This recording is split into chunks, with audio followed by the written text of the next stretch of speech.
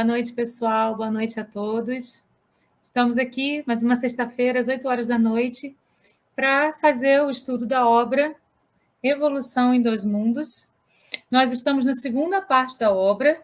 Hoje vamos falar dos capítulos 7 e 8. O capítulo 7 se intitula Vida Social dos Encarnados e o 8, Matrimônio e Divórcio. Então, esses são os temas da nossa reflexão sobre os capítulos de hoje. Para iniciar, vamos fazer uma oração, pedindo espiritualidade, pedindo a Deus, pedindo aos nossos anjos da guarda, pedindo aos nossos mentores, para que possam estar conosco, nos iluminando, nos abençoando, fazendo com que tudo que seja dito aqui possa servir de aprendizado, e mais importante do que aprendizado, possa servir de mudança, de atitude para a nossa vida diária, possa servir como mais um indício para que a nossa reforma íntima seja instaurada em nós mesmos. Me coloco, a partir desse momento, à disposição da espiritualidade superior como instrumento, para que todas as palavras que eu possa proferir aqui hoje possam servir, então, para esse propósito. Assim é, que assim seja. Vamos, então, iniciar o estudo da nossa obra. Então, como eu disse, o capítulo 7, Vida Social dos Desencarnados, e o capítulo 8, Matrimônio e Divórcio. A bibliografia que nós vamos usar hoje de apoio é essa daí. Esses livros nós vamos usar para poder dar suporte àquilo que nós vamos falar durante a live. Vamos, então, para o capítulo 7, Vida Social dos Desencarnados. Como se apresenta a vida social dos espíritos desencarnados? É a pergunta que abre o capítulo. Então, ele diz que as esferas energéticas da Terra, elas vão ser subdivididas. Com fulcro em várias obras da bibliografia espírita e espiritualista, é estabelecido de forma explícita que o planeta Terra está convencionalmente dividido em 7 dimensões. E essa convenção tem origem no plano espiritual. Então, foram os espíritos, né, que nos enviaram as mensagens dessa divisão das 7 dimensões.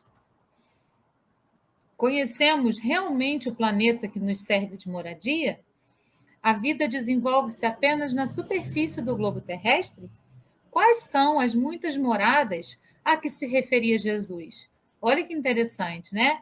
Quando Jesus fala muitas moradas na casa do meu Pai, nós pensamos na Terra e em outros planetas. Mas o que ele vem nos esclarecer nesse momento? Que a própria Terra tem 7 dimensões. Então, somente na Terra, nós temos aí 7 dimensões da morada da casa do meu Pai. Muito interessante? Vamos, então, conhecer essas 7 dimensões. A primeira, lá no meiozinho da Terra, né, é o abismo ou zonas abissais. Depois nós vamos trabalhar uma por uma, de maneira a reconhecermos, né, cada uma e identificarmos as características que cada uma nos traz. A segunda, trevas ou umbral grosso. A terceira, a crosta terrestre. A quarta, o umbral e as colônias e cidades espirituais. A quinta, arte, cultura e ciência. A sexta, amor fraterno e universal. A sétima, diretrizes do planeta. Então, vamos a cada uma delas para a gente compreender o que cada uma tem aí, né? As características de cada uma. Vamos iniciar, então, pelo abismo ou zonas abissais.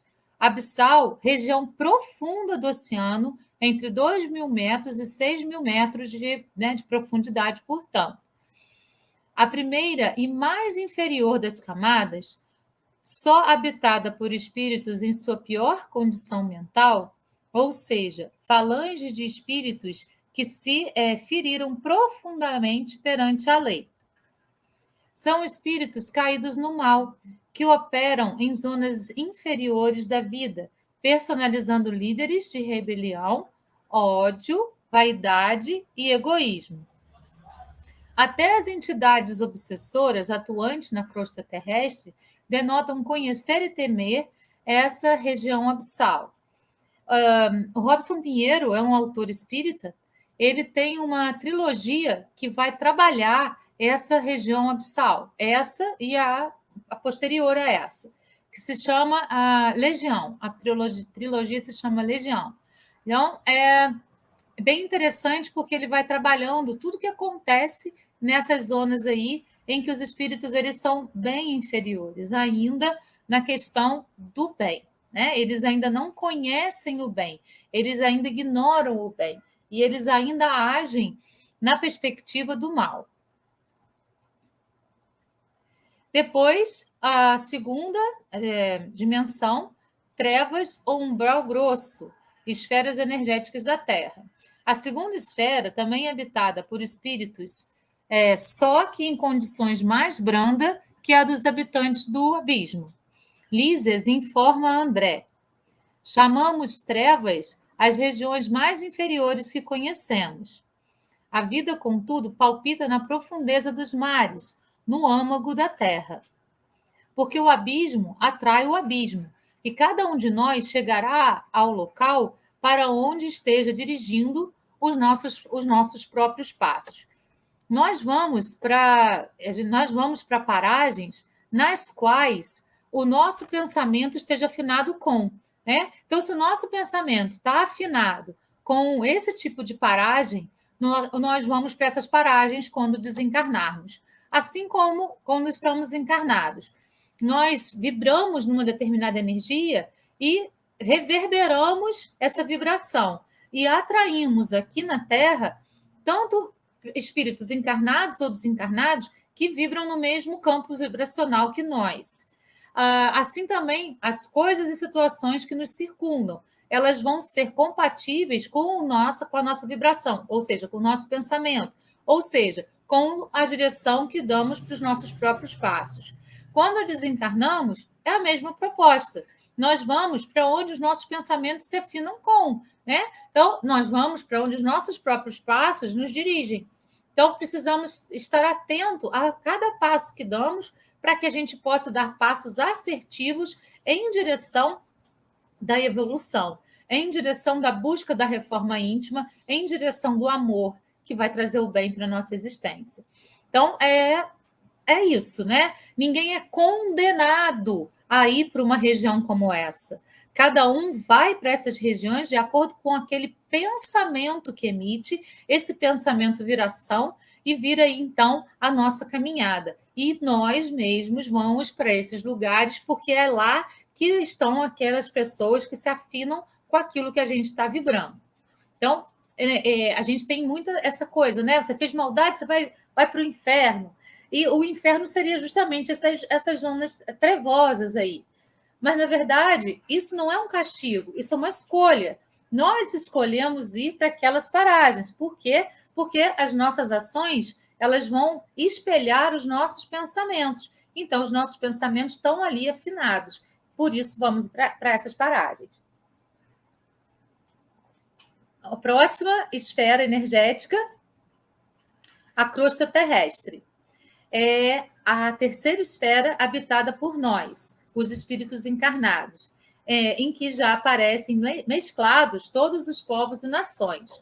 Nessa esfera, essa esfera é de todos nós, sobejamente conhecida por ser nossa morada provisória. Temos em André Luiz uma espécie de inspícuo embaixador terrestre enviado por nossa humanidade a um país limítrofe. Nesse país, ele visita pessoalmente cada região e nos envia circunstanciado relatório, não só expondo com argúcia e suma inteligência seu ponto de vista, mas também colhendo profundos e sérios subsídios dos elevados mentores que o conduzem e esclarecem a cada passo. Então, aqui, na crosta terrestre, é o lugar material, né, onde o fluido cósmico da Terra materializa essa matéria bruta, que nós conseguimos visualizar com os olhos da matéria, materializa os corpos também nossos, né, dos seres humanos, materializa os corpos dos animais, de todos os níveis de evolução, materializa toda a parte vegetal, a parte mineral e a parte também líquida, né? A água toda do nosso planeta. Então, é nessa crosta que tem a matéria que nós conhecemos, né? Que está ali. Nós reencarnamos em cada planeta, no caso, nós reencarnamos na Terra, porque o nosso peso perispiritual era compatível com a Terra. Por quê? O que significa o peso perispiritual? Toda a carga de sentimentos, emoções que você traz. Se essa carga é negativa, ela é pesada e ela vai contribuir negativamente com esse peso perispiritual.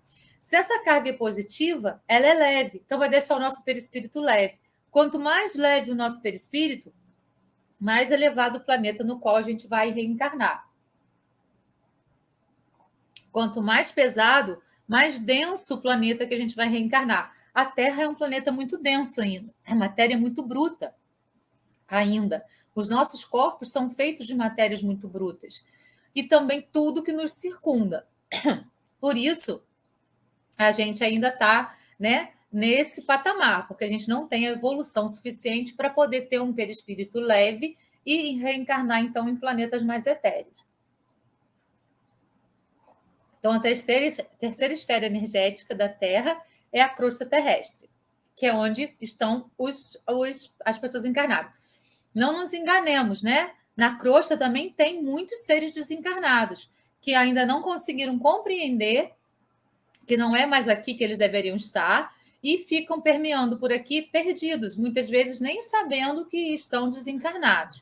Né? E André Luiz é esse espírito, né, que se iluminou, que escolheu o caminho da evolução na última encarnação que ele teve, e ele tem essa magnitude, né, de sempre trazer para a gente as informações sobre o mundo espiritual e sobre as coisas da Terra também. Ele tem essa magnitude, ele se ocupa dos seres encarnados na Terra, para que nós possamos ter aí um conhecimento um pouquinho maior daquilo que efetivamente acontece. E esse livro, Evolução em Dois Mundos, nos prova isso com todos os ABCs dessa proposta de André Luiz, porque ele mostra para a gente, desde a formação da Terra até a criação do ser humano, toda a evolução que aconteceu e que ainda acontece, né? Porque nós ainda, seres humanos, ainda estamos em processo de laboratório espiritual e sempre evoluindo, sempre evoluindo.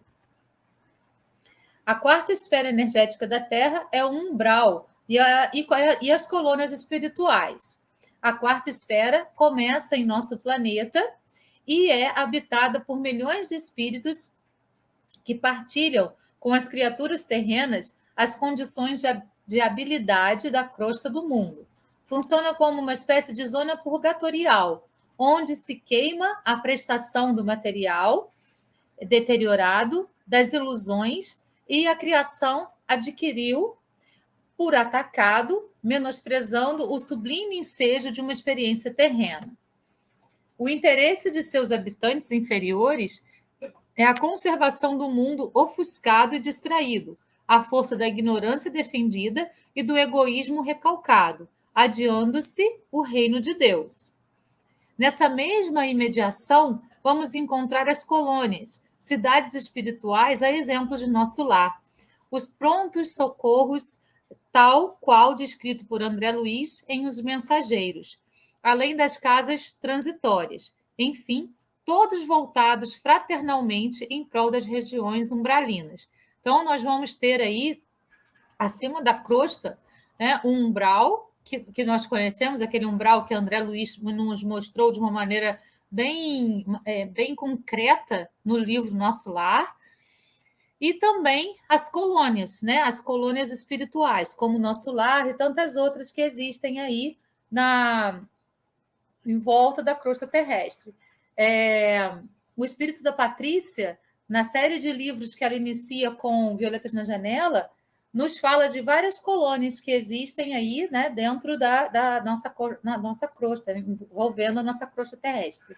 Então, lá, espíritos no umbral, espíritos que estão ainda vibrando na ignorância do bem, estão vibrando nas vibrações do mal, estão ali. Só que não são espíritos tão ignorantes quanto aqueles que estão lá no meio, no centro da Terra. São espíritos que já estão já com uma predisposição para poder trabalhar a sua evolução um pouquinho mais eficientemente, mas ainda tem uma ignorância do bem, ainda são bem resistentes a isso. E as colônias espirituais que recebem espíritos que estão no processo de aprendizado, como nós, espero, né? Espero que a gente não vá para um umbral, ou que se a gente tiver que ir, que a gente tenha uma passagem rápida por ele e possa caminhar para a colônia, para sermos tratados, para podermos ter aprendizados. Nas colônias, a gente tem lá várias escolas, vários cursos, várias maneiras de aprender, vários trabalhos para serem feitos, para que a gente possa ir trabalhando a nossa evolução, mesmo enquanto desencarnados.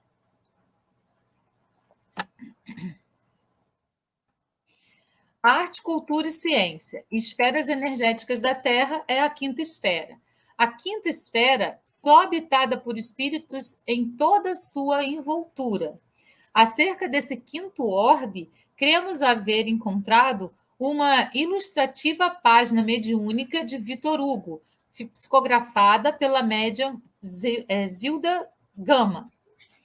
Nesse texto cintilante, o fecundo escritor francês narra o voo cósmico que o instrutor espiritual Alphen levou seu pupilo Paulo, recém-liberto da carne, a fazer pelas esferas superiores da Terra, a fim de prepará-lo, através da visão inebriante dessas regiões divinas, para uma última encarnação na crosta.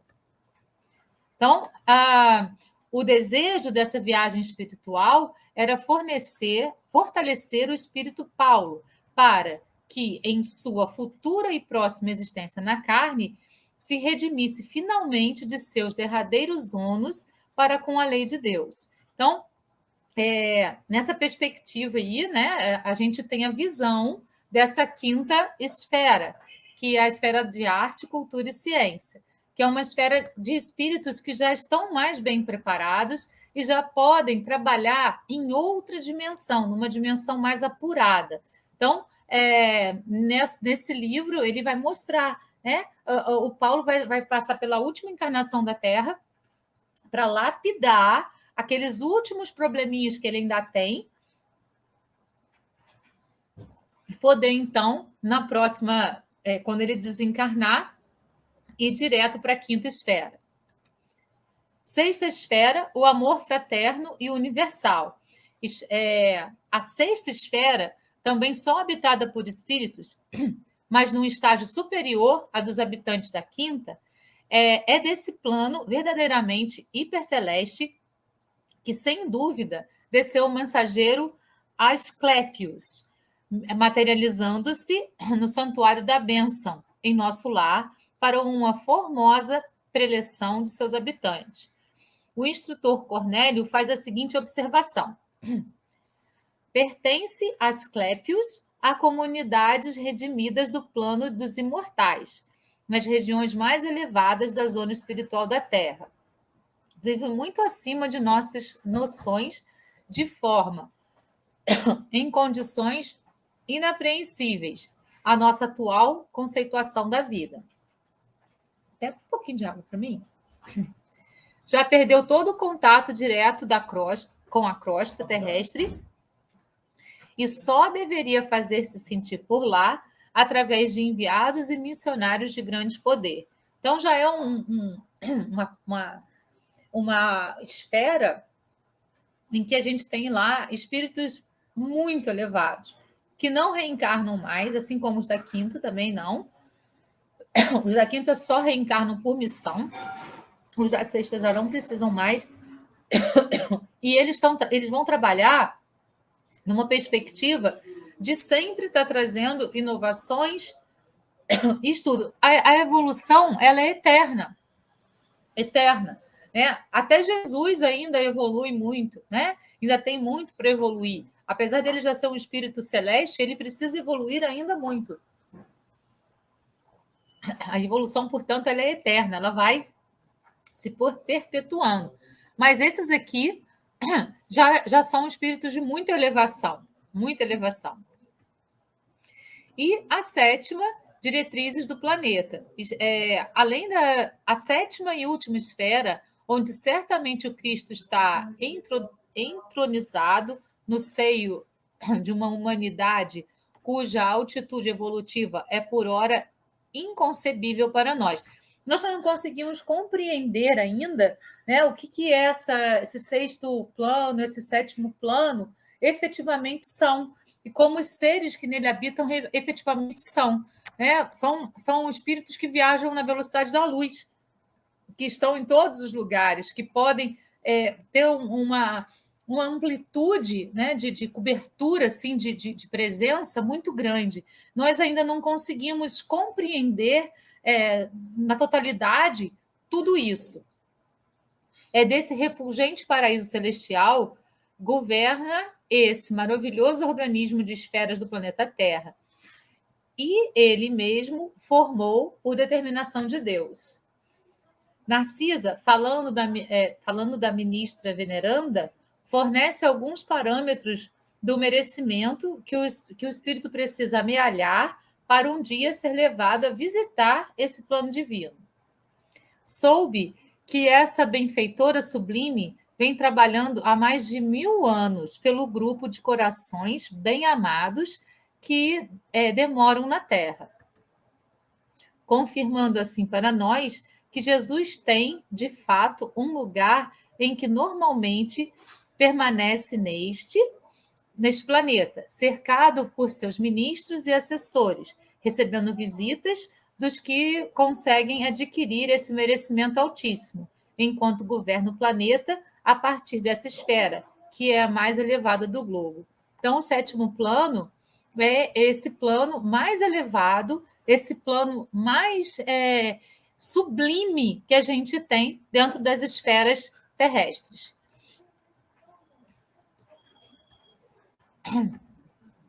Organização de uma colônia. Segue diretrizes muito semelhantes àquelas que já conhecemos. Toda colônia tem um governador ou administrador. A partir daí, cada repartição tem um responsável encarregado de zelar pelo seu bom funcionamento. Todas as escolas, os hospitais, os departamentos dos ministérios têm seus diretores. Esses diretores têm seus auxiliares, que, por sua vez, têm colegas de trabalho para o exercício de suas funções. Assim que o espírito recém-desencarnado ou recém-chegado à colônia se sente disposto, é convidado a ocupar seu tempo, seja através do estudo ou prestação de serviços. Então, o espírito que chega até a colônia, se ele estiver já em condições, ele é convidado ao trabalho ou ao estudo. Né? E, assim, de acordo com a tendência do espírito, ele vai escolher uma coisa ou outra. O livro Nosso Lar, que André Luiz enviou para Chico Xavier também, ou o filme que foi muito bem feito, é interessante a quem ainda não leu ou não assistiu o filme, porque ele mostra exatamente essa organização das colônias de uma maneira brilhante, né? André Luiz percorre toda a colônia e o Lísias vai explicando para ele o funcionamento de cada ministério, de cada coisa. E no decorrer do livro, a gente vai percebendo como que funciona essa organização das colônias. Então, é interessante que vocês possam ver o filme ou ler o livro Nosso Lar, que demonstra exatamente isso daí para a gente, além de muitas outras coisas que são importantes na obra também. Nas colônias, não há empresas, e toda a demanda de produção de trabalho e serviço é comandada pela administração local, desde a produção de alimentos fluídicos, vestes, viagens, remédios, etc. Sobre a questão dos alimentos, a gente já falou, né? O espírito desencarnado, ele não, na verdade, não tem mais a necessidade real da alimentação. Mas, como ficou encarnado na Terra durante muito tempo, e aquela alimentação era algo diário, era algo que ele fazia sempre, e para muitas pessoas a alimentação é muito importante, né? Existem alimentos fluídicos, até fazer, vamos botar entre aspas, o desmame do espírito daquela necessidade. Porque vai chegar um ponto que ele vai entender que não é mais necessário que não é mais necessária a alimentação. Vestes podem ser produzidas pelo próprio espírito, mas até ele aprender isso, existe aí um percurso. Viagens, remédios, tudo isso são coisas que a gente sabe que, na verdade, não são mais necessárias para o espírito, mas enquanto houver a necessidade daquele espírito imediata, isso vai ser fornecido a eles de acordo com o seu nível evolutivo. Trabalho nas colônias. Para os espíritos comprometidos com o bem, não há ócio nem tempo a perder, porque o trabalho por lá é o que não falta. Os desencarnados têm obrigações, assim como qualquer encarnado. A única diferença para quem está por lá é que eles trabalham para o seu aprimoramento moral, espiritual ou simplesmente pelo bem-estar, que é o trabalho ou amplo, que é o trabalho ou amplo ao próximo, ou amparo ao próximo. Enquanto aqui as pessoas trabalham para se manter materialmente e amealhar bens, no plano espiritual, cada espírito dispõe apenas do necessário para o funcionamento normal. Um exemplo interessante é a questão do vestuário. Em algumas colônias, existe um departamento para cuidar da produção de peças de roupas para aqueles espíritos que não conseguem plasmar as próprias vestes. Nós já falamos de vestes também, né, nessa segunda parte. Então, alguns espíritos ainda não conseguem plasmar as vestes para si próprios. Então, é necessário que haja uma produção do vestuário para esses espíritos que ainda não conseguem, né, olhar para si mesmo e plasmar essa roupa para o seu corpo espiritual. Lazer nas colônias. Narrando dessa forma, parece que os espíritos só pensam em trabalhar e nada mais. Na verdade, não é bem assim. É recomendado que cada cidadão dedique seu tempo ao trabalho, ao estudo e ao lazer, de forma que possa aproveitar bem a estadia no plano espiritual e programar suas reencarnações futuras. Essas colônias, elas são colônias de passagem, né? Lá nós vamos ter a possibilidade de trabalho, de estudo, de tudo isso, mas a gente ainda precisa da reencarnação na Terra. Então, nós ficamos uma hora nas colônias, ora reencarnados na Terra, ora nas colônias, ora reencarnado na Terra. E a gente vai fazendo essa passagem, né? Então, quando a gente fala, a gente volta para a nossa casa, é quando a gente volta para a colônia, mas que também é passageira, porque se a gente obtiver um nível de evolução interessante, a gente vai para a próxima esfera, como a gente acabou de ver ali nos slides anteriores, né? A gente vai para uma esfera mais evoluída para poder trabalhar de modo diferenciado nessa outra esfera. Essa informação é importante. O espírito nunca retroage. E como conhecimento nunca é em demasia, Às vezes o trabalho é uma escola que prepara o espírito para funções que ele poderá ter quando reencarnar. As colônias se localizam muito próximas à crosta terrestre e, segundo ensinam os mentores espirituais, muitas coisas que fazemos aqui, inclusive muitos dos objetos que usamos, são adaptações do que já existe por lá. Aqui é uma cópia do que há lá, né? Porque lá é a nossa pátria, lá é a nossa casa, que vai ser transitória também, porque a gente pode evoluir e ir para um outro lugar. Mas a gente sabe, né? A gente, quando reencarna, a gente tem um dom de esquecimento, mas a gente tem lá, no fundo da nossa memória, todas as coisas que nós vimos lá. E isso é reproduzido pela matéria da Terra de uma maneira mais grossa, né? De uma maneira mais bruta, mas é reproduzido aqui. Então, o que tem lá é reproduzido aqui na Terra, na crosta da Terra. A nossa rotina também é muito parecida. Por exemplo, o lazer é sempre usufruído em atividades que engrandecem o espírito, como peças de teatro, concertos musicais, leituras, passeios pela colônia. Então, o lazer é muito parecido com o nosso. música, teatro, leitura, passeios, né? Brincadeiras, tudo isso. Agora vamos, para fechar esse capítulo, que é o capítulo 7, para os comentários de Kardec. Nada existe de inútil na natureza. Cada coisa tem sua finalidade e sua destinação. Nada é vazio. Tudo é habitado. A vida se expande por toda parte.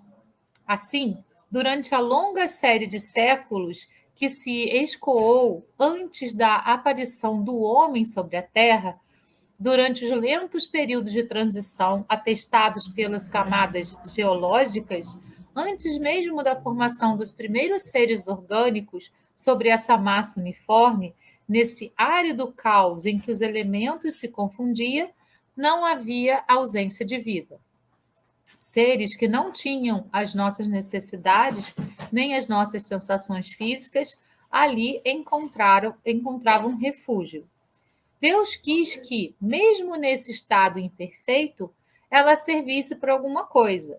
Quem, pois, ousaria dizer que entre os bilhões de mundos que circulam na imensidade, apenas e um dos menores, perdido na multidão, teve o privilégio exclusivo de ser povoado? Qual seria a utilidade dos outros?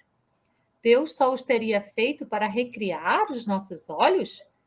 Suposição absurda, incompatível com a sabedoria que brilha em todas as suas obras, inadmissíveis quando se pensa em todas as que não podemos perceber.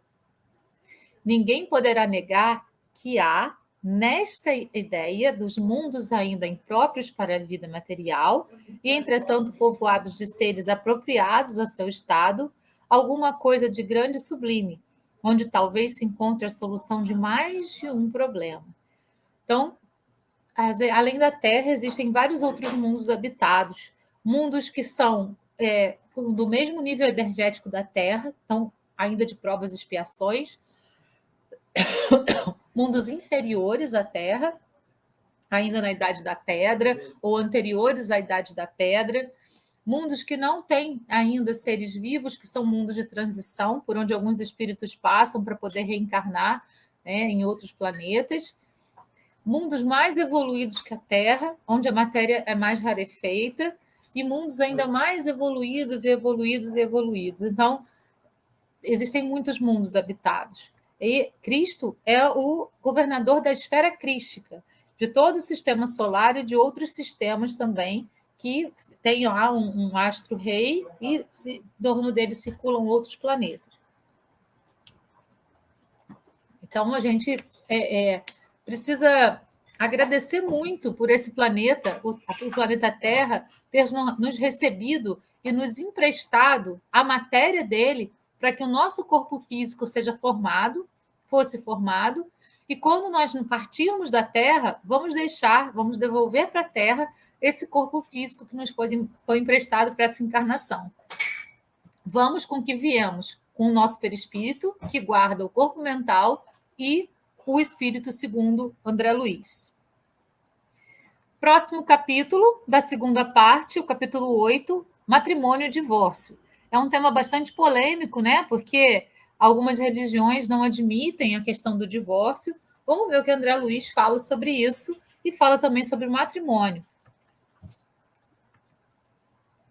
A pergunta que abre o capítulo: poderíamos receber algumas noções acerca do matrimônio, bem como do divórcio no plano físico, examinados espiritualmente? Vamos lá. No livro SOS Família, Joana de Ângeles envia para Divaldo Franco algumas informações sobre essas questões que vão nos ajudar a fazer a composição desse capítulo. O Espiritismo apresenta a família como instituto abençoado, em que as criaturas humanas se reencontram com um programa de provas e expiações com vistas ao futuro. O homem, por exigência da preservação da vida, viu-se conduzido à necessidade de cooperação recíproca, a fim de sobreviver em face das ásperas circunstâncias nos lugares onde foi colocado para evoluir. formando os primitivos agrupamentos em semi-barbárie, nasceram os pródromos das eleições afetivas, da defesa dos dependentes e submissos, surgindo os lampejos da aglutinação familiar.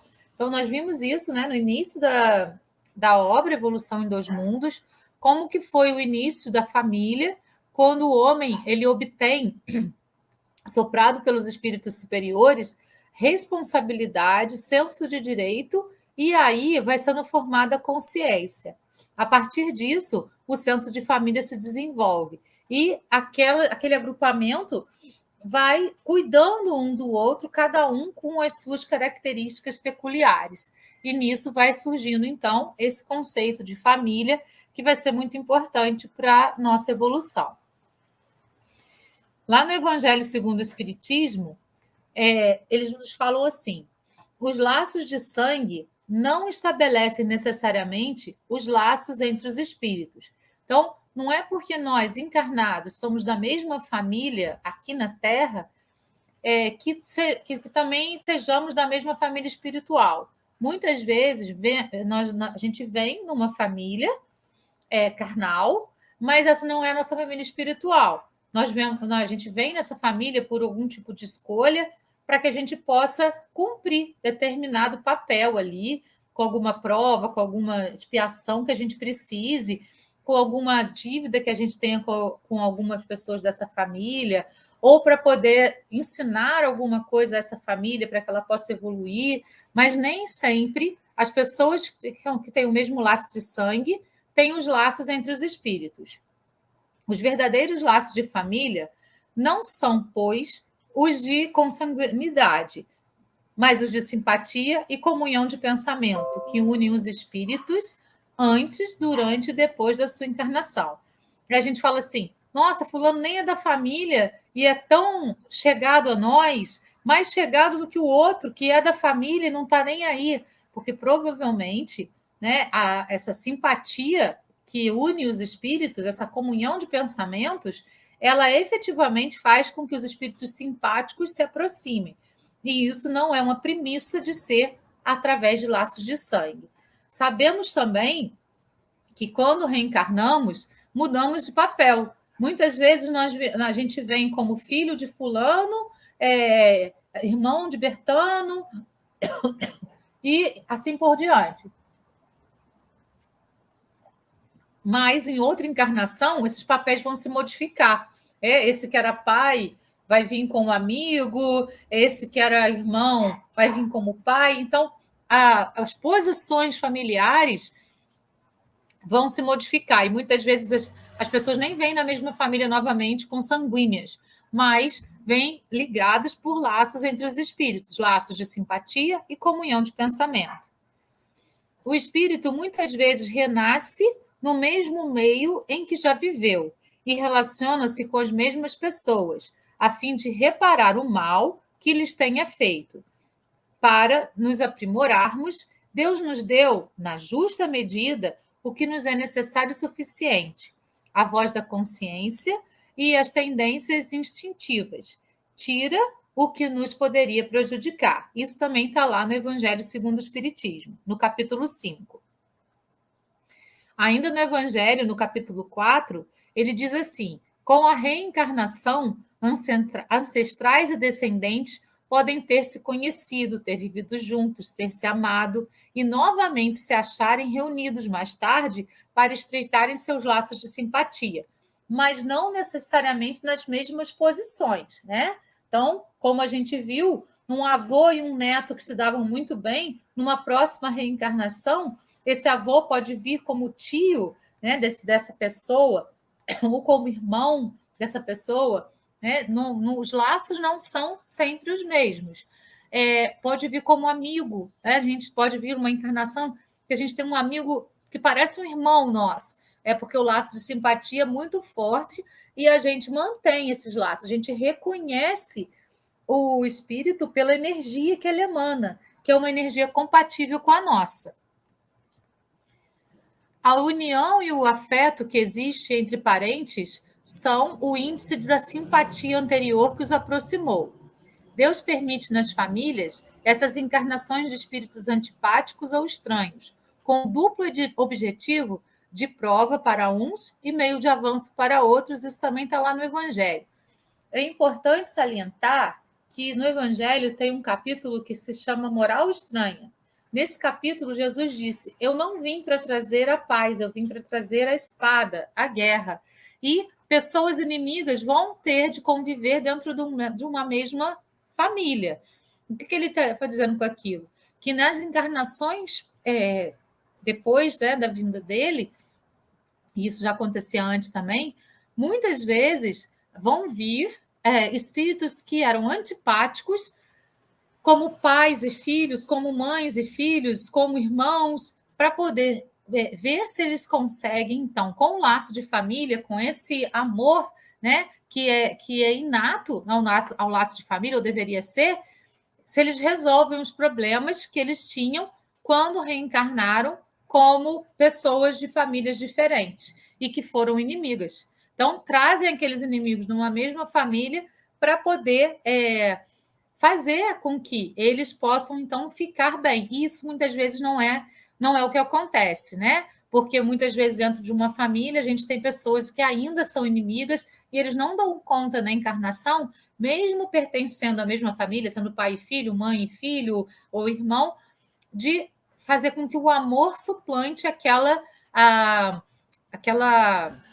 relação que eles tinham que não era bacana no passado. Mesmo com o dom do esquecimento, ainda ficam remanescências na memória que fazem os espíritos serem antipáticos. Então, nesse capítulo Moral Estranha, Jesus fala que isso realmente iria acontecer. E a gente vê isso acontecendo permanentemente. Os pais humanos recebem, muitas vezes, no intuito doméstico, por filhos e filhas, aqueles mesmos laços do passado, com os quais atendem a um resgate de antigas contas, purificando emoções, renovando impulsos, partilhando compromissos ou aprimorando relações afetivas de alma para alma. Então, sempre que os espíritos vêm na mesma família, vai ser com algum propósito, né? Algum propósito ou de resgate ou de refinar ainda mais um relacionamento que já era bom. Lá no capítulo 8 do Revolução em Dois Mundos, ele diz assim: é nessa condição que muitas circunstâncias surgem nas entidades renascentes, sem que o véu da reencarnação lhe esconda de todo a memória, as psiconeuroses e fixações infanto-juvenis, cuja importância na conduta sexual da personalidade é exagerada em excesso pelos sexólogos e psicanalistas da atualidade. Carentes de mais amplo contato com as realidades do espírito e da reencarnação, que lhes permitiriam ministrar aos seus pacientes mais efetivo socorro de ordem moral. Então, ele está dizendo o seguinte, que essas pessoas reencarnam em famílias e trocando de posições de encarnação para encarnação. E isso, muitas vezes, vai trazer as memórias dos traumas passados, das psiconeuroses, das fixações infantis juvenis. E ele está dizendo que os profissionais que atuam na área, que ainda estão encarnados aqui, como não trabalham com a questão da reencarnação, muitas vezes ficam com análises muito rasas sobre o que pode ter acontecido, colocando tudo na questão da conduta sexual da personalidade. E muitas vezes isso não é o que ocorre. O que ocorre são remanescências de reencarnações anteriores que vão reverberar, né, na pessoa, na próxima reencarnação, e que, então, precisavam ser tratadas com essa perspectiva da eternidade, e não com a perspectiva de uma vida somente. Né? A gente não tem uma vida somente, nós espíritas sabemos disso. Nós temos uma série de vidas, né? Lá, cá, e nessa série de vidas a gente desencarna exatamente como a gente é. Não é porque a gente desencarnou que a gente vira anjo, a gente desencarna com todas as nossas neuroses, com todas as nossas fixações, com todas as nossas crenças negativas, com nossos pontos de vista negativos, a gente desencarna assim. Quando a gente está lá na colônia, se a gente não aprimorar isso, a gente reencarna com tudo isso de novo, né? A gente, mesmo que aprimore alguma coisa, quando a gente está na colônia, a gente vai reencarnar com algumas neuroses ainda, com algumas fixações ainda, com pontos de vista fixos ainda, que a gente pode ir trabalhando na encarnação da Terra, mas se a gente tem o conhecimento da eternidade da vida, de que somos seres infinitos, de que não vamos ter fim, de que nós tivemos um começo, mas não vamos ter um fim. Somos infinitos, né, nesse processo. E muitas vezes a maioria dos sexólogos e psicanalistas não levam isso em conta. Por isso, os diagnósticos deles ainda são muito rasos, pensando numa vida somente, numa existência somente carnal, certo? É isso segundo lá o livro Evolução em Dois Mundos, né? Segundo o que André Luiz manda para a gente. O ser amadurecido, isso está lá em Amor Imbatível, Amor, também enviado por Joana de Ângeles para Divaldo Franco, no capítulo 1, ela diz assim: o ser amadurecido psicologicamente procura a emoção do matrimônio, sobretudo para preservar-se, para planificar-se, para sentir-se membro integrante do grupo social, com o qual contribui em favor do progresso. A família é a nossa primeira instituição, né? E se a gente consegue, dentro da família, desenvolver bons sentimentos, boas atitudes, boas ações, a gente vai reverberar isso fora também. Então, a gente pode trabalhar dentro da família aquilo que a gente quer reverberar fora. Por isso que essa questão do matrimônio e tudo isso são importantes para a nossa existência. Aqui no Livro dos Espíritos, no capítulo 4, Kardec pergunta para o Espírito da Verdade, na questão 695, o casamento, ou seja, a união permanente de dois seres, é contrária à lei natural? E o Espírito da Verdade responde, é um progresso na marcha da humanidade. Na questão 696, ele pergunta, qual o efeito da abolição do casamento sobre a sociedade humana? Aí ele vem com a resposta, o retorno à vida animal. Ainda no Livro dos Espíritos, na questão 696, ele diz, o casamento é um dos primeiros atos de progresso das sociedades humanas, porque estabelece a solidariedade fraternal e encontra-se em todos os povos, embora em condições diversas.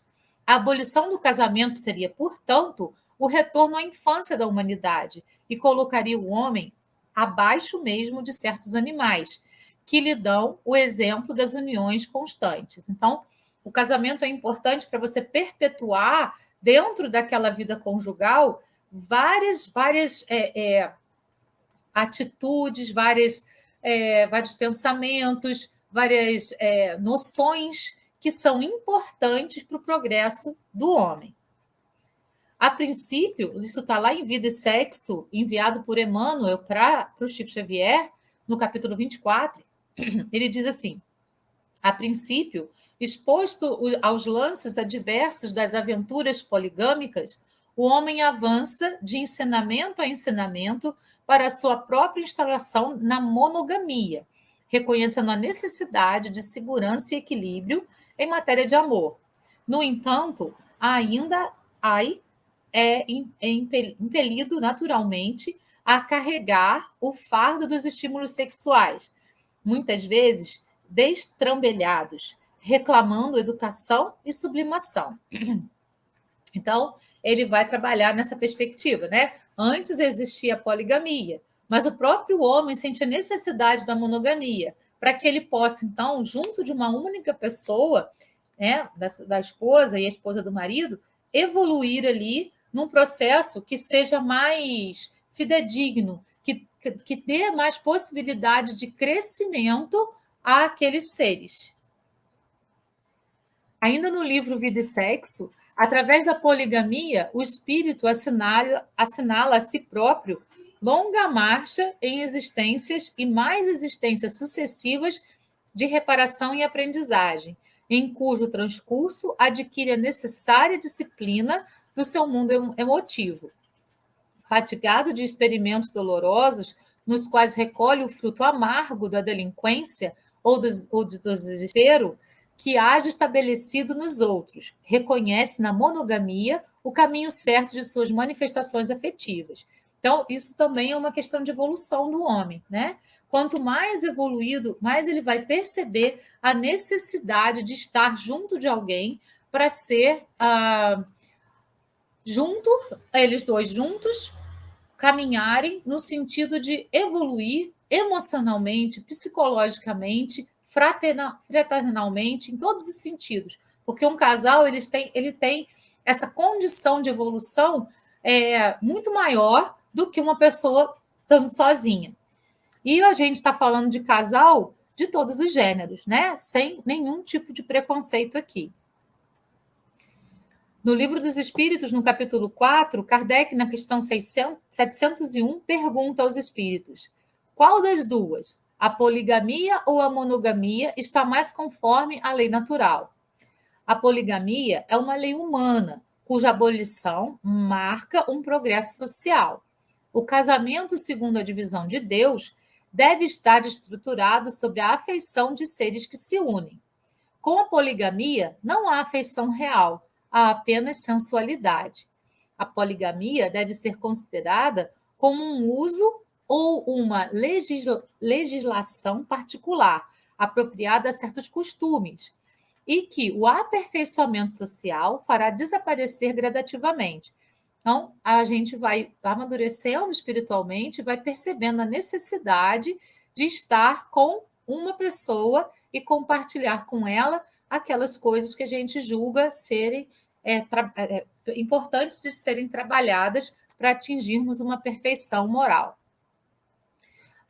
Aí lá no livro SOS Família, a monogamia é a conquista de alto valor moral da criatura humana, que se dignifica pelo amor e respeito ao ser elegido, com ele compartilhando alegrias e dificuldades, bem-estar e sofrimento, dando margem a expressões da afeição profunda, que se manifesta sem a dependência dos condimentos sexuais, nem dos impulsos mais primários da posse ou do desejo insano. Então, esse amor verdadeiro que vem, né, para que as pessoas se unam num casamento, ele não tem a necessidade de posse, a necessidade de mandar, a necessidade de vigiar, a necessidade de estar o tempo todo, né, vendo o que o outro está fazendo.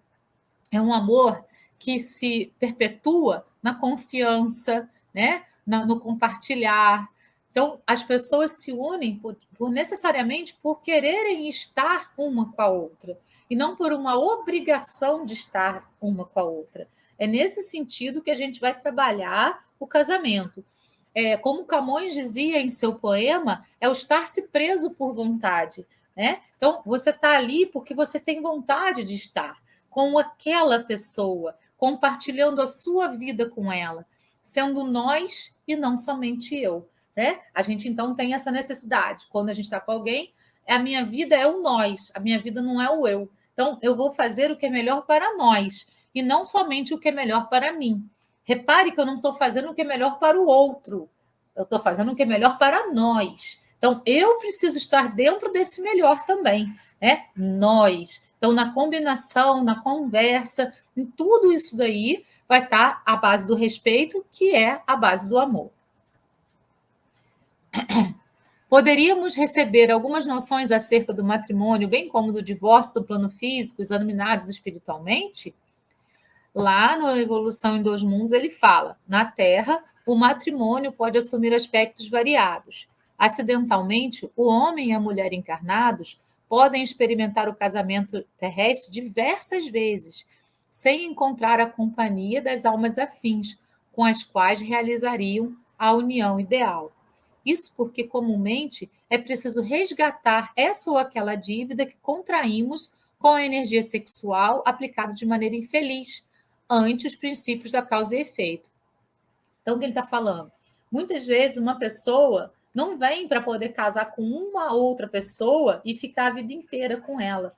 Às vezes é necessário, numa encarnação, dependendo da programação reencarnatória, casar com várias pessoas para poder, então, fazer o resgate de coisas do passado para poder, então, caminhar com a mente mais tranquila.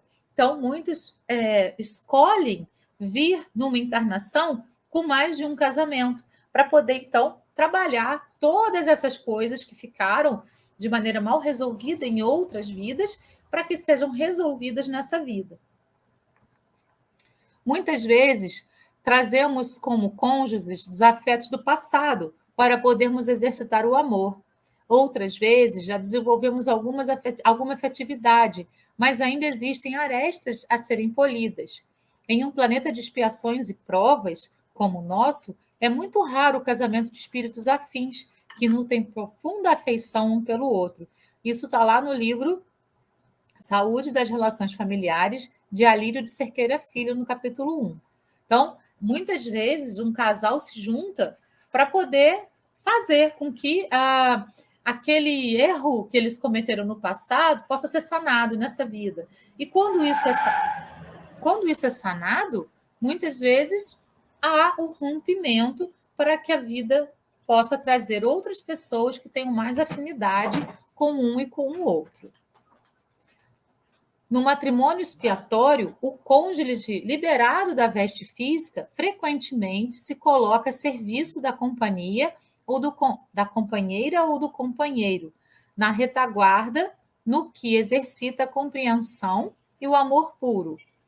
Quanto à reunião no plano espiritual, é razoável que se mantenha aquela em que se prevaleça a conjugação dos semelhantes, no grau mais elevado da escala de afinidades eletivas. Nós vamos trabalhar o matrimônio no mundo espiritual no capítulo seguinte, no capítulo 9, né, que vai ser na semana que vem. O matrimônio, lá em SOS Família, é o laboratório de reajustamentos emocionais e oficina de reparação moral. Reencontros de espíritos afins produzem vida conjugal equilibrada. Outras vezes, se penhoram numa união conjugal que lhes enseje reparação junto aos desafetos e às vítimas indefesas do passado. Então, nem sempre a união do casal é feita para que eles tenham aquela plenitude do amor, mas é feita para que eles tenham um resgate de algo que ficou mal resolvido no passado. Atraídos por necessidades redentoras, mas despreparados para elas, os membros do programa afetivo não poucas vezes descobrem de imediato a impossibilidade de continuarem juntos.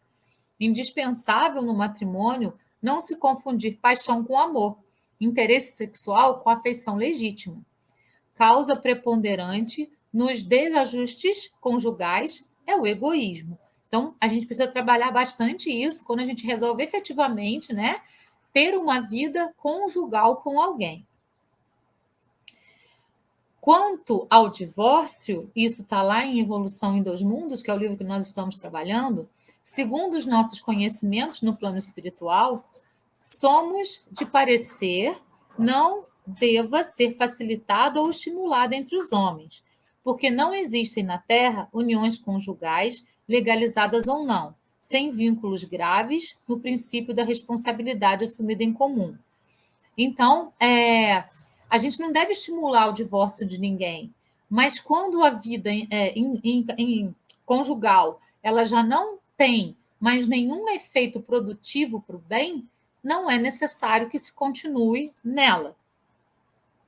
Mal saídos do regime poligâmico, os homens e mulheres sofrem-lhe ainda as sugestões animalizantes, e por isso mesmo, nas primeiras dificuldades da tarefa a que foram chamados, costumam desertar dos postos de serviço em que a vida os situa, alegando imaginárias incompatibilidades e supostos embaraços, quase sempre simplesmente atribuíveis ao desgredo, narcisismo de que são portadores. Então, muitos casamentos acabam porque as pessoas não têm ainda maturidade para estarem juntos, para poder superar as dificuldades da tarefa que lhe foram impostas.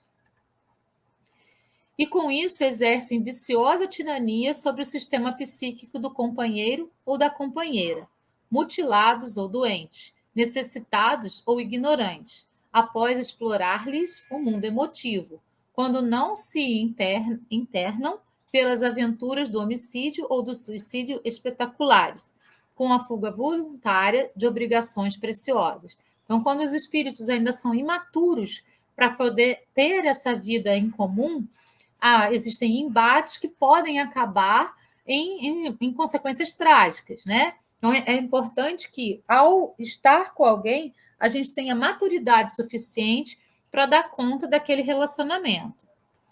O matrimônio é uma experiência emocional que propicia a comunhão afetiva, da qual resulta a prole sob a responsabilidade dos cônjuges, que se nutrem de estímulos vitais, intercambiando hormônios preservadores do bem-estar físico e psicológico. Não é, nem poderia ser, uma incursão ao país da felicidade, feita de sonhos e ilusões. Isso está em SOS Família também. É natural que ocorram desacertos, ao invés, porém, de separação, reajustamento. A questão não é de uma nova busca, mas de redescobrimento do que já se possui. Em toda união conjugal, as responsabilidades são recíprocas. Então, se dá certo, é porque o casal buscou, né, essa união, essa conjunção de coisas. Se deu errado, é porque os dois têm algum problema que é incompatível para ser resolvido. Se te encontrares ao lado de um cônjuge difícil, ama-o assim mesmo, sem deserção, fazendo dele a alma amiga com quem está em curso pelo pretérito, para a construção de um porvir ditoso que a ambos dará a paz. Antes que as dificuldades abram distâncias e os espinhos da incompreensão produzam feridas, o justo que se assumam atitudes de lealdade, fazendo um exame das ocorrências e tomando-se providências para sanar os males em pauta. Entretanto, é imprescindível que o sentimento de humanidade interfira nos casos especiais, em que o divórcio é o mal menor, que possa surgir entre os grandes males pendentes sobre a fronte do casal, sabendo-se, porém, que os devedores de hoje voltarão amanhã ao acerto das próprias contas. Então, pode ser que esse casal, por exemplo, ele se separa porque existe, então, violência, tanto violência moral, quanto violência física, quanto violência psicológica. Nesse caso de extremo, é necessário que haja esse rompimento. Mas a gente sabe que em outras vidas vai ser necessária a volta para que as pessoas possam, então, resolver aquele problema. Às vezes, não mais como marido e mulher, mas em outras posições para que se resolva esse problema, então, definitivamente. O divórcio é lei humana, que tem como objetivo separar legalmente o que, na verdade, já estava separado, está lá no Evangelho segundo o Espiritismo. Então, quando se chega a esse ponto, a gente usa essa lei humana para poder, então, endossar aquilo que já estava acontecendo entre duas pessoas. Lá em Vida e Sexo, o divórcio, pois, baseado em razões justas, é providência humana e claramente compreensível nos processos de evolução pacífica. Então, pessoal, a gente percebe que o matrimônio é uma dádiva, ele é importante, mas se houver necessidade por alguma coisa maior, de uma separação, de algo que leve a esse, no último caso, a esse desfecho, isso não é algo que seja reprovado pela espiritualidade, por Jesus, né? Todos os caminhos estão sendo vistos, todos os caminhos estão sendo estudados, nós estamos sendo sempre acompanhados por espíritos de amor e de luz, que vão sempre nos indicar, né, o melhor caminho, indicar. A escolha é sempre nossa, se nós vamos escolher caminhar por esse caminho ou pelo outro caminho. Mas tudo vai acontecendo e muitas vezes uma pessoa vem, então assim, dentro dessa existência, né? Então isso é individual e é o processo de cada um. Então a gente não deve julgar nada nem ninguém, porque a gente não sabe a programação reencarnatória de cada um. Então a gente precisa assim, simplesmente entender que cada um tem um processo de existência que é eterno, cada um sabe o que está fazendo. E se não sabe, é importante aprender também com os nossos erros. Então, pessoal, hoje até passei um pouquinho do tempo, né? Eu espero que eu tenha sido clara, que todo mundo tenha compreendido, né, esses 2 capítulos. Gratidão a todos que estão aqui nos acompanhando, pessoas encarnadas, desencarnadas, espíritas, não espíritas. Gratidão.